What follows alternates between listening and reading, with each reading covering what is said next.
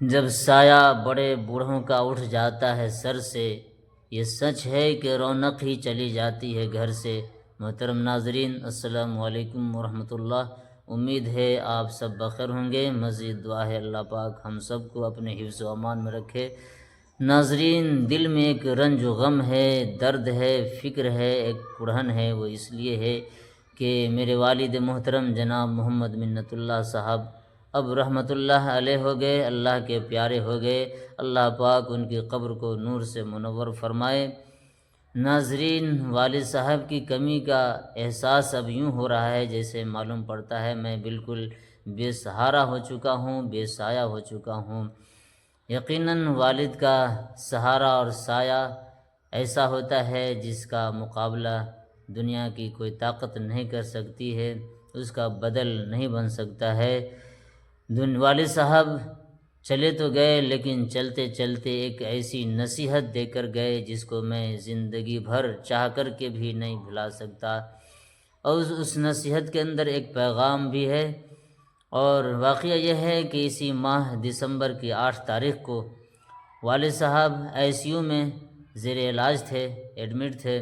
آئی سی you میں مجھے بلوایا اور بلا کر کہنے لگے کہ میرے جتنے بھی ملنے جلنے والے ہیں ان سب سے کہیے گا معاف کر دیں۔ میں نے سب کو معاف کر دیا، اور انہوں نے ایک نصیحت کی، اور نصیحت یہ کی کہ قرآن خوب پڑھنا اور قبرستان جانا۔ یقیناً یہ ایک نصیحت اپنے اندر بہت بڑی معنویت رکھتی ہے اور بہت بڑی وسعت رکھتی ہے، کیونکہ قرآن اور قبرستان کی بات ہے۔ قرآن چونکہ زندگی بخشتا ہے انسانوں کے لیے بھی۔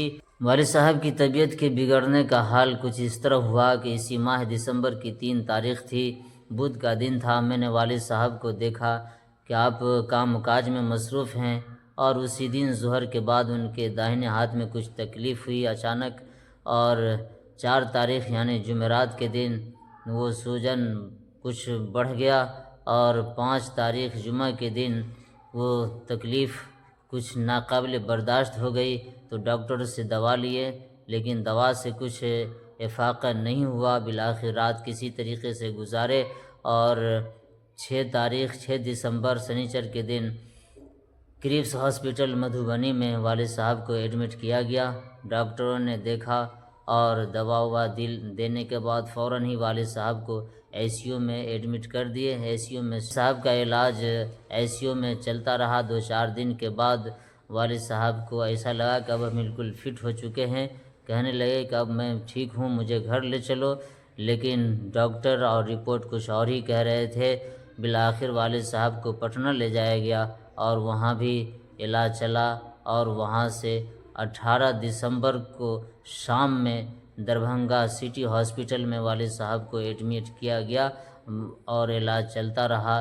19 دسمبر گزرا، اور بالآخر 20 دسمبر کو صبح فجر کے وقت والد صاحب اللہ کے پیارے ہو گئے۔ انا للہ و انا الیہ راجعون۔